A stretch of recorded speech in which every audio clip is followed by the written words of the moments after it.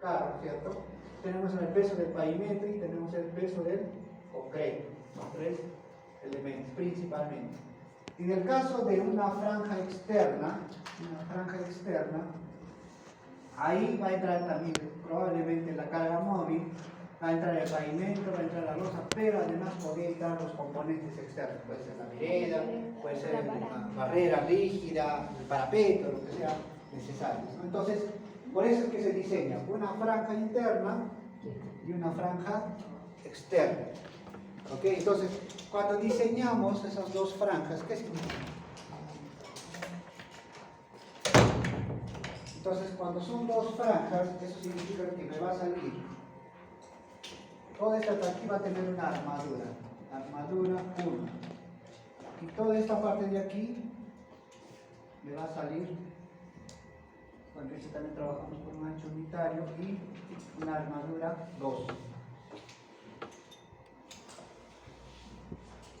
Entonces, obviamente, ¿será que las armaduras 1 y 2 van a ser iguales? ¿Qué dice? No siempre, puede ser que sean. ¿No? En obra la idea siempre que en obra se busca que se uniformice, muchas veces por facilidad constructiva. Algunos inclusive cuando se ejecuten obra pueden confundir al maestro, digamos, confundir la posición de los fierros, etc. Lo posible es uniformizar, pero si no se uniformiza, por lo menos dejarlo bien claro qué zona tiene tal armadura y qué zona tiene tal armadura. Entonces, esta armadura, por ejemplo, se refleja para toda la parte central, ¿no? Si yo diseño para 1 metro, se refleja para toda esta parte central. Y si diseño estas armaduras externas, entonces esta servirá para esta y también para este lado, ¿no? Porque va a tener una característica, digamos, similar, ¿no? ¿Okay? Entonces, ese es el criterio. Entonces, para cada carga unitaria, nosotros definimos su peso propio, peso de pavimento y la carga viga. ¿Ok? Ahora, y en la carga viga, bueno, ahí ya ustedes ya recuerdan que tenemos dos cargas actuantes, ¿no? La HB93 más el carril de diseño, ¿ok? O el camión tándem más el carril de diseño. Entonces, con estas dos cargas, nosotros vamos a determinar la máxima carga móvil que actúa de repente en este puente. ¿Okay? ¿Qué más? Esta carga, ahora, esa es la otra cuestión que es importante que ustedes lo tengan claro. ¿Cómo es que actúa la carga móvil? Porque si bien es cierto, la carga móvil no actúa en un ancho unitario, ¿no? La carga móvil, ¿cómo actúa? Tal como se ve en la figura. Es una composición de dos ruedas y la distribución se realiza por esta franja. Esta franja se le llama ancho equivalente. ¿Ok? Eso es exclusivamente para las cargas móviles. Porque para las cargas permanentes vamos a seguir trabajando por un ancho unitario. Para el peso propio, para el pavimento vamos a trabajar por un ancho unitario. Pero para lo que es la carga móvil, nosotros vamos a trabajar para una franja equivalente llamada E. Y este E depende de qué parámetros. Depende de la longitud del puente y depende del ancho del puente. ¿Ok? Entonces, estos valores de aquí son valores empíricos definidos por la norma. ¿Ok? Entonces, la carga móvil que nosotros calculemos por líneas de influencia, vamos a dividir por este ancho equivalente.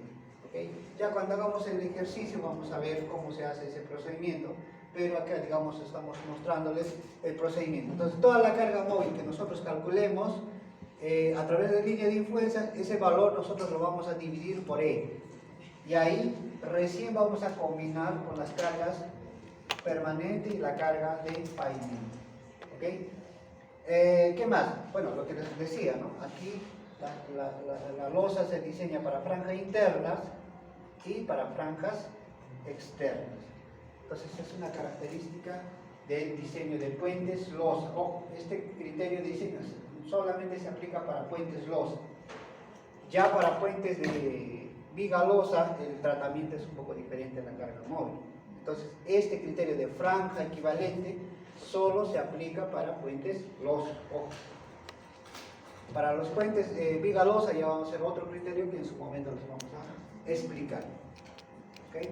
Esto obviamente se va a ver más claro y más entendible en el ejemplo que vayamos a desarrollar.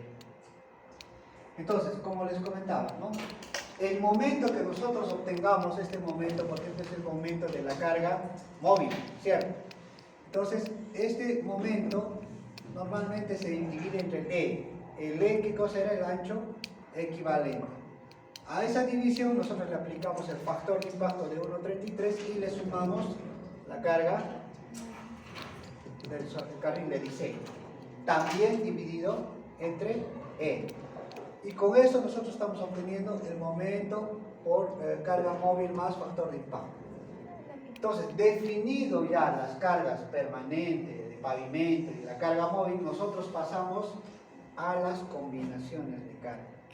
¿Qué son las combinaciones de carga? Pues simplemente son las combinaciones de factores, ¿no? Amplificando factores en términos de resistencia, en términos de servicio y en términos de fatiga.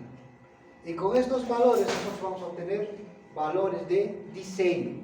Entonces, hasta aquí llega la parte de análisis estructural. Nosotros hemos calculado la influencia, hemos calculado de cargas y determinamos los momentos últimos. Y a partir de estos momentos últimos interviene lo que es diseño de las armaduras, que es prácticamente la aplicación del concepto de concreto armado. ¿Okay? Ahora, estos coeficientes que ustedes ven, este coeficiente n, son modificadores de carga, ¿no? O sea, ¿eso qué quiere decir? Que al valor que yo estoy calculando aquí podría aumentar o reducir si yo quisiera. Eso ya queda al criterio del diseñador, ¿no? Que este factor n, por ejemplo, está relacionado, por ejemplo, al factor de utilidad, al factor de redundancia y al factor de importancia operativa. Y eso normalmente lo define el diseñador o inclusive el cliente. Por ejemplo, en las mineras, cuando haces un proyecto para lo que son obras que transportan mineral, la minera te dice, mira, ¿sabes qué? Tú diseñame un puente, pero que sea seguro, digamos, en un 20%. Entonces, bajo ese criterio, tú podrías aumentar, si aquí te salía 100 todo esto, por este criterio que te da la norma y que también el cliente te pide, tú podrías aumentar un 20%, 10% de tu carga. Entonces, ¿eso qué significa? Que tu momento crece y al crecer tu momento, ¿qué va a aumentar? El número de fierros. Entonces te va a salir un puente más reforzado. Entonces, eso suele suceder, ¿no? En el caso de las mineras, por ejemplo, son un poco más cuidadosos porque ellos tienen sus obras más seguras, tienen cargas más pesadas también y por tanto te pueden solicitar. Pero normalmente este factor de N se trabaja con un factor de 1. Por ejemplo, para el MTC normalmente trabajamos con un factor de 1. O sea, no sufre ningún incremento, solo el que se tiene de la combinación de cargas. Y en algunos casos, cuando son puentes pequeñitos, por ejemplo en lugares donde hay tránsito de vehicular, pues en unos 10 vehículos por día, en las zonas rurales donde no hay tránsito, entonces uno a este momento también podría reducir. Eso ya es criterio del diseñador. Puede reducirlo hasta un 95% de carga. ¿Por qué? Porque tú sabes que es un puente que no va a ser muy usado, que no hay carga frecuente, etc. Entonces, ¿para qué, digamos, reforzar innecesariamente, ¿no? Porque reforzar o no reforzar significa costo. Entonces, por ahí se puede reducir la carga y también es factible. La norma te da una libertad en este sentido, ¿no? Obviamente sustentando por qué estás aumentando, por qué estás reduciendo. Pero sí, uno puede aumentar o reducir hasta cierto grado, ¿ok? Pero lo importante, normalmente se usa un factor 1, simplemente al 100% de los valores que salen, ¿ok? Hasta ahí entra la parte de lo que son combinaciones de carga y a partir de acá ya viene netamente concreto armado. Entonces ahí simplemente va a ser recordar los conceptos de cómo calculaban una viga, por ejemplo. A ver, vamos a colocar aquí, solo para recordar. Ustedes me van a decir cuál es la fórmula que usaban para calcular.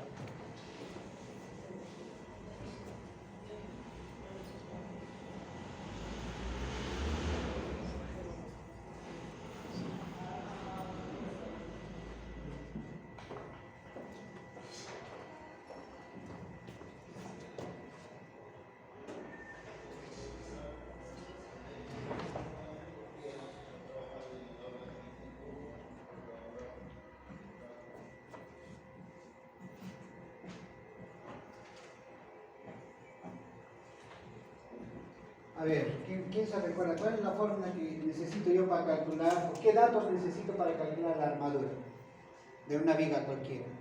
¿Qué datos necesitamos? ¿Qué necesitamos? El D, ok.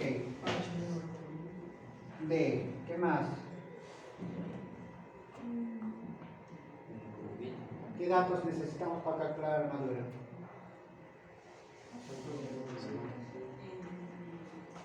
Primero ya escriben los materiales, el F', el FY. ¿Qué más necesitamos? El A. El momento último, ¿cierto? Si no, ¿con qué vamos a calcular? ¿Qué más? El D. ¿Qué dato más necesitamos? Obviamente la sección, el B, el H. ¿Ok?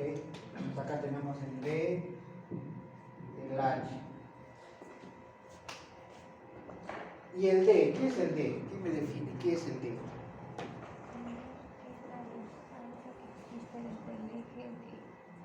¿Qué es el D?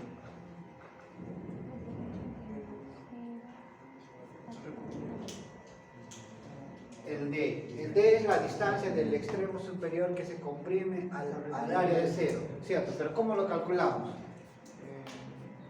H menos el diámetro. Entre 2. ¿Todos están de acuerdo ahí? ¿Están seguros? Eso nos han enseñado en concreto armado, ¿no? Mal. Pareciera que fuese. Es que en estructuras, en viviendas, funciona esta lógica. ¿Por qué? Porque en viviendas, por ejemplo, las camadas de las vigas, máximo usan 2 camadas, ¿no? Entonces ahí obviamente funciona este D. Pero en el caso de puentes, las camadas algunas no son 2, son 4 camadas de fierro. Entonces, eso significa que yo no voy a tener un fierrito ahí o una fila de fierritos. Yo voy a tener, en algunos casos, exagerando, 2 o 3, dependiendo. En el caso de vigas rosas se nota más. Los probablemente sea 2. Entonces ahí, ¿cuál es el D? ¿Quién me dice?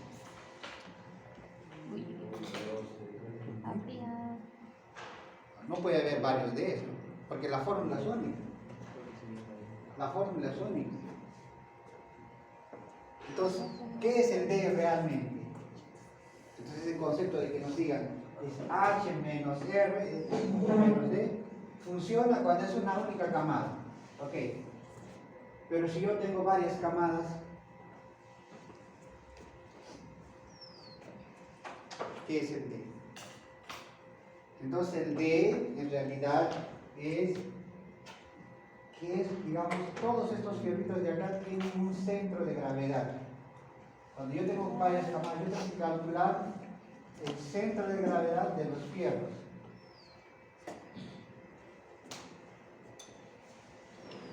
Y recién yo puedo decir que a partir de esta este es D, no este.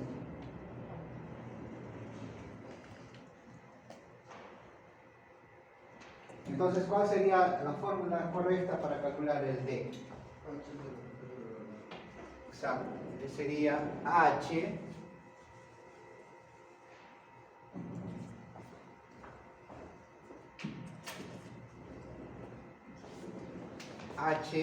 menos Y centro de gravedad. Ese es el D. ¿Ok? Entonces, si el centro de gravedad es Y, ¿cómo calculamos? Pues ahí ustedes van a tener la coordenada de cada fierrito. Obviamente acá lleva en consideración el recubrimiento, el estribo, lo que fuera, y van calculando de cada uno y calculan el centro de gravedad de todo esto, y con eso recién pueden calcular el peralte efectivo de la armadura. ¿Okay? Con todo esto, ¿nosotros qué hacemos? Ahí conocemos las famosas formulitas AS, A, y determina la armadura, ¿cierto? Esa formulita inclusive lo itera, hace un proceso iterativo o lo que fuere, que calculan ahí esa armadura, ¿ok? Pero matemáticamente, ¿qué significa? Significa que yo tengo acá un esfuerzo a este nivel, yo tengo un esfuerzo de tensión que se le llama AS por FY, y en esta zona superior yo tengo un esfuerzo de compresión, 0.85 F' de C. Todo esto concreto armado, por si acaso. ¿Cuánto vale este valor de acá? ¿Qué me dice?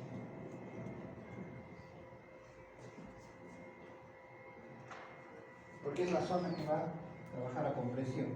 Ustedes saben que cuando nosotros diseñamos una sección transversal, nosotros tenemos una zona comprimida y una zona traccionada, y todo lo demás en teoría no existe. O sea, nosotros cuando diseñamos una estructura de concreto armado, nos ponemos en la condición más crítica. ¿Y cuál es la condición más crítica? Cuando no hay concreto, es como que todo este concreto de aquí se ha fisurado, no existiera. Pero solo fueran quienes, los fierros que están traccionando hacia abajo. Y arriba, ¿quién está resistiendo? Porque en una sección tiene que haber equilibrio. Porque cuando ya pierde equilibrio ya se vuelve una sección inestable. Entonces tiene que haber una fuerza de compresión, y tiene que haber una fuerza de tracción. Por equilibrio, dentro de esta sección yo debo decir que Fc es igual a T. Y de ahí salen esas formulitas que nosotros ya conocemos y los aplicamos directamente, ¿no? De estas formulitas. Eso ustedes lo han entendido en concreto armado, ¿así? ¿O no? ¿Sí? Porque este concepto se extrapola no solo para concreto armado, se extrapola para un sistema de post-tensado, se extrapola para un sistema mixto. ¿Qué pasa si yo tengo una viga metálica acá abajo? Además de la losa, yo tengo una viga metálica aquí. Entonces, ¿cómo calculamos? El principio es la misma. Tiene que haber un equilibrio de sección, un equilibrio de tensión-compresión, y se determinan las armaduras que es necesario. Entonces, ojo, aquí yo les pido que ustedes revisen nuevamente sus cuadernitos de concreto armado, porque yo no voy a profundizar en el tema, obviamente, porque eso es todo el concepto de concreto armado, y vamos a ir a aplicar directamente las fórmulas. Pero para que ustedes entiendan, ya tienen el trabajo de ir revisando sus cuadernitos, sus conceptos de concreto armado. Y a partir de eso vamos a usar no solo para diseño de puentes losa, viga losa, sino también para entender mejor, por ejemplo, lo que es diseño de estructuras mixtas, porque se basa en esa lógica de usar un sistema de este tipo. Ahí determinamos el equilibrio de sección y a través de ese sistema nosotros podemos llegar a estas formulitas, ¿okay? Donde despejamos la armadura, ¿no? Pero si yo tengo un sistema mixto, ¿cómo despejo la armadura? Ahí ya no se puede despejar la armadura. Entonces ahí se hace otra verificación, ¿no? Pero en su momento ya los vamos a ver bien. Pero lo importante es que ustedes entiendan ese concepto, ¿ok? Entonces, ¿cuánto valía este valor de aquí? ¿Alguien me dice cuánto vale? Ok.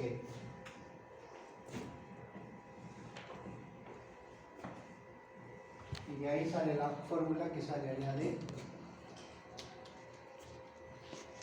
cálculo de apalo. ¿Qué más? Una vez calculado las armaduras, ahí no queda la historia. Nosotros empezamos a hacer las verificaciones. Primero, tenemos que calcular la armadura mínima, obviamente, porque nosotros, cuando tenemos una sección, sea de un puente, o sea de un elemento de concreto armado, tenemos que tener la armadura mínima que nos pide por solicitación de momento, pero tenemos que controlar la armadura mínima. ¿Y para qué sirve la armadura mínima? Creo que hemos comentado alguna vez. ¿Para qué servía? Eso sirve para que siempre tiene que haber algo mínimo para llegar a la ductilidad. Para que sea dúctil, eso.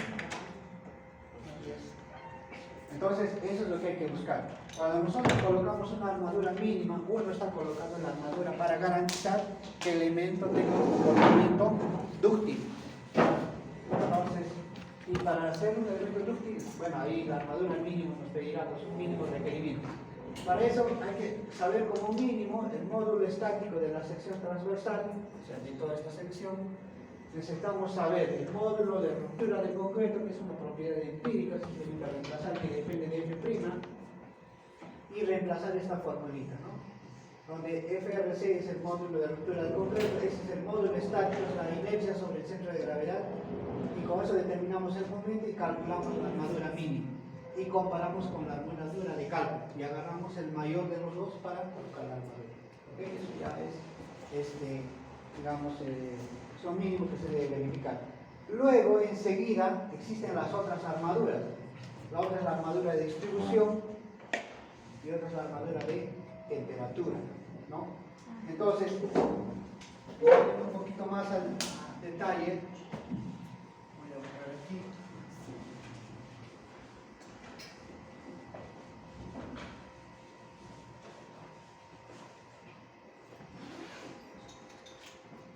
Vamos a hacer el dibujo de un puente losa. Vamos a ver.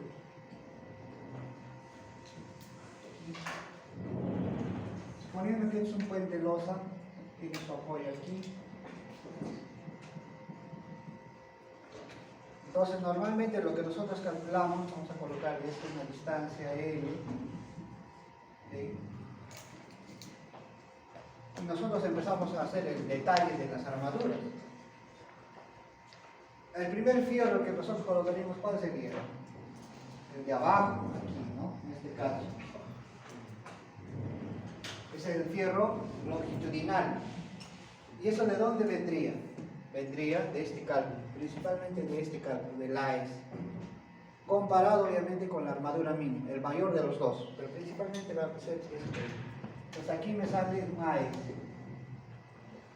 Seguidamente tenemos la armadura de distribución.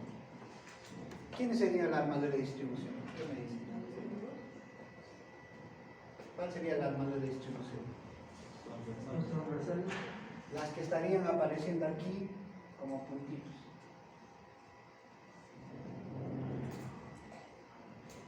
¿Sí? Esas de aquí serían las armaduras de distribución. ¿Okay? Si bien es cierto, es una armadura que va transversal a la armadura principal, no tiene una función estructural directa, pero sí contribuye a darle ductilidad al elemento. Y entonces, si es un porcentaje, en realidad es un porcentaje establecido de acuerdo a norma. Entonces la norma te dice, mira, usa hasta un 50%, menor a un 50%, pero depende de la longitud del puente. ¿Okay? Entonces es un porcentaje. Entonces, calculado la armadura principal, luego aplicamos las recomendaciones de la norma y calculamos la armadura de distribución. Y finalmente tenemos la armadura de temperatura. ¿Eso dónde iría? ¿Arriba o abajo? ¿Dónde iría? Por ejemplo, ustedes les piden hacer un detallamiento. ¿Arriba le pondrían o no pondrían armadura? ¿Sí o no? Claro, tendrían que poner arriba. ¿Ustedes han visto alguna losa que no tenga armadura arriba? Todos tienen arriba y abajo. Solo que la diferencia es que cuando colocas a un lugar donde no tienen, porque si nosotros vemos el diagrama de momento de esta viga, el diagrama de momento principalmente está trabajando para la armadura de flexión abajo. Arriba prácticamente nunca se va a flexionar, para este caso es decir. Pero por una cuestión de darle y controlar lo que es la deformación o la fisuración por temperatura, por algún efecto, entonces se coloca armaduras por temperatura principalmente. Generalmente esas armaduras por temperatura son armaduras más, no son tan pesadas, ¿no? Por ejemplo, en el caso de puentes, las armaduras principales, estas de aquí, normalmente son fierro de 3/4, 1 pulgada, mínimo. Eso es lo normal. Hay espaciamientos de 15, 10. ¿Okay? Las transversales, ahí pueden ser 5/8, 3/4, dependiendo. Y las de temperatura, que bueno, ahí no necesitan, no cargan, no resisten esfuerzo, suelen ser de media, de 5/8. Entonces, ese es el criterio, ¿no? Donde más necesito y los que realmente trabajan es lo que está de color rojo. Los segundos en importancia son las armaduras de distribución, y lo que es verde prácticamente es una armadura que permite solo controlar el efecto de fisuración, darle ductilidad, etc. ¿Ok? Entonces, aquí también hay toda una fórmula de cómo se calcula la armadura mínima de temperatura, que depende principalmente de la sección transversal del elemento. Conocer el perímetro, el FY, vamos a detallar. Este criterio de verificación no solo se aplica para puentes losa, también se aplica para puentes viga-losa. ¿Ok? Entonces, el detalle calculado de todo esto lo vamos a ver más específicamente en el puente viga-losa. ¿Ok? Pero se aplica de manera similar para lo que son puentes losa. Lo que en esta parte inicial quiero es que ustedes más o menos lleguemos hasta las combinaciones de los puentes losa. ¿Okay? Porque toda la parte de concreto armado es el mismo concepto, tanto para lo que es viga losa como puentes losa. ¿Okay? Entonces, para no alargarnos tampoco mucho en esa parte de concreto armado. ¿Qué más interviene? Bueno, hay una verificación que se le llama verificación de fisuración. ¿Okay? Entonces, una vez nosotros establecido la distribución de la armadura de nuestro puente, empezamos a hacer verificación. Una de las verificaciones es la verificación de fisuración. ¿Eso qué quiere decir? Quiere decir que si la armadura que nosotros estamos colocando corre el riesgo de que se fisure o no. Porque en puentes principalmente se cuida para que no aparezca fisura, y hay un riesgo de que cuando aparezca fisura se pueda corroer, ¿no? Se pueda empezar a corroer y por tanto puede empezar a fallar. Entonces hay una verificación de fisuración que depende principalmente de la geometría de la sección y de las armaduras que ya hemos calculado, ¿no? Y hacemos un equilibrio también de tracción-compresión, pero en estado límite de servicio. ¿Okay?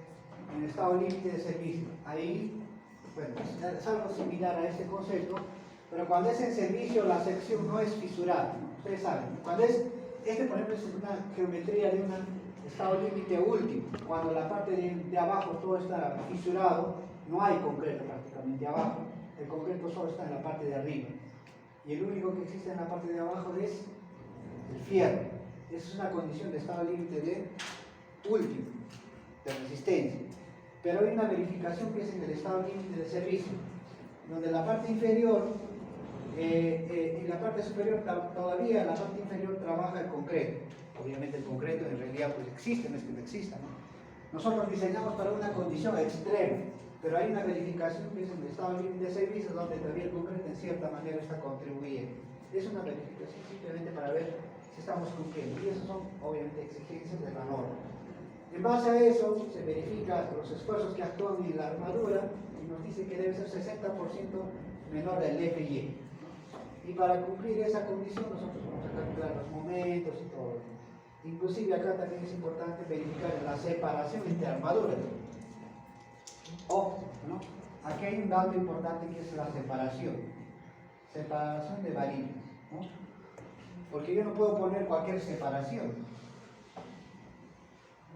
Esta separación responde muchas veces a la cuestión de fisuración, también responde a la trabajabilidad.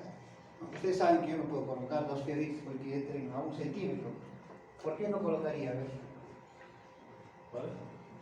Los fierritos que coloquen uno al lado de otro, ¿qué tan separados, qué tan juntos deben estar? ¿Qué les han dicho en concreto, hermano? ¿De qué depende?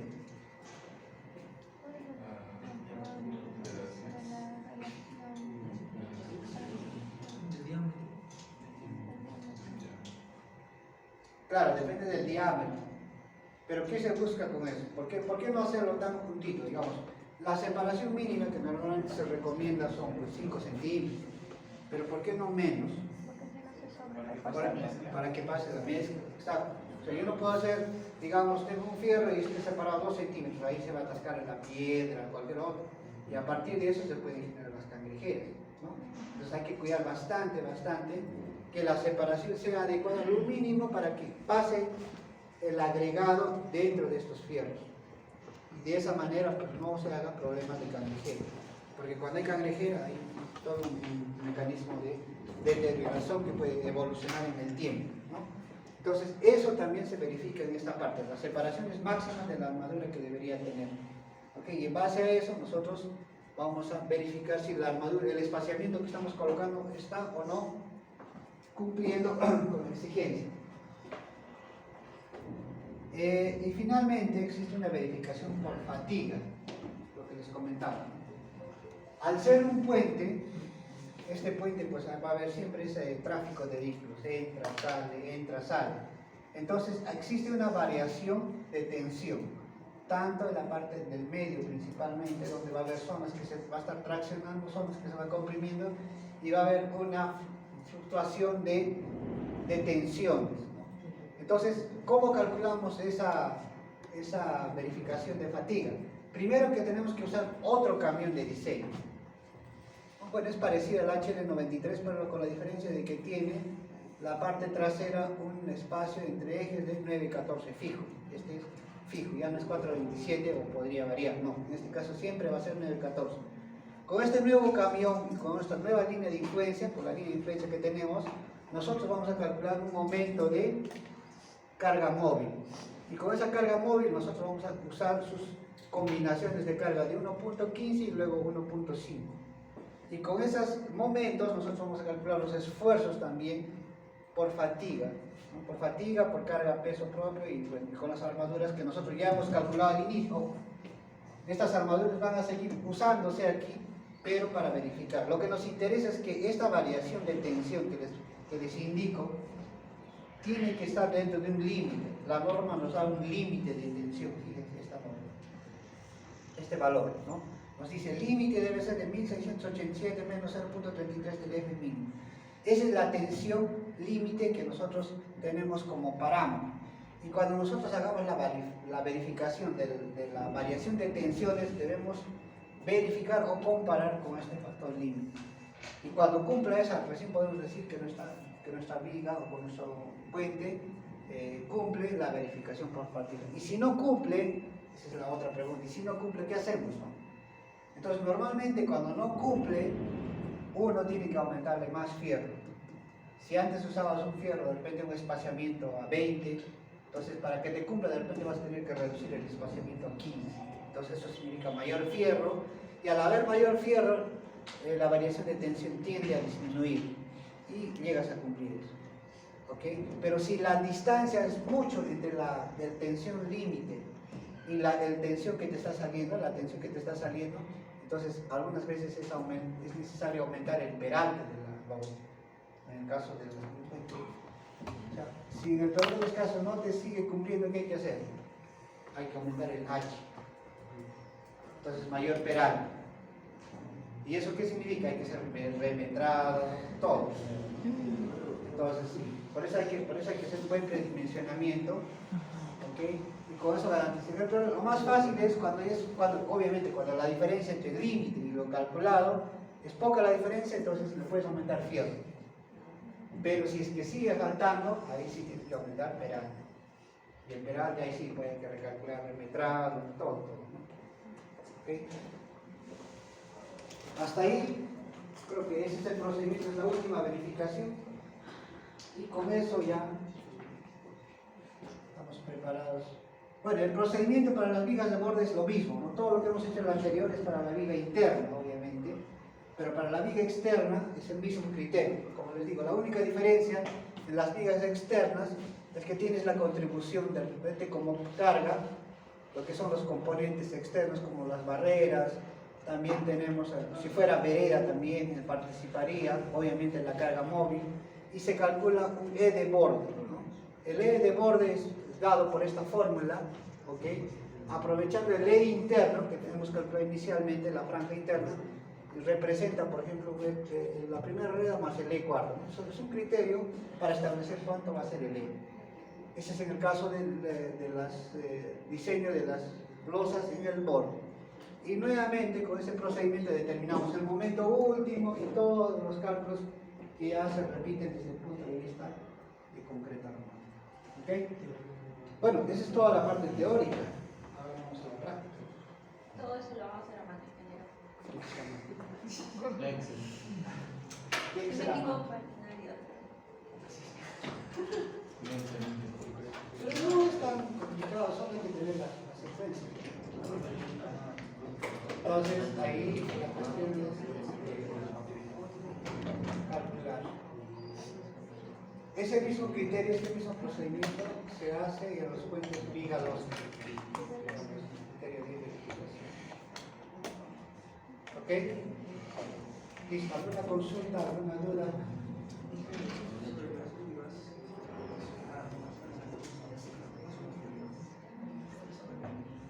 No, pero ahí estamos hablando netamente de los puentes losa. Los diafragmas van en los puentes Viga-Losa. Los puentes Viga-Losa tienen vigas transversales y tienen de trabamiento. Pero en este caso no, porque acá todo es macizo. No necesita vigas transversales. Por eso es una losa de espesor constante, como lo que ven acá, ¿no? Okay, entonces, los diafragmas, eso sí se va a aplicar en puentes Viga-Losa. Ok, a ver, para medirnos tiempo. Ya pues daremos un break de 20 minutos.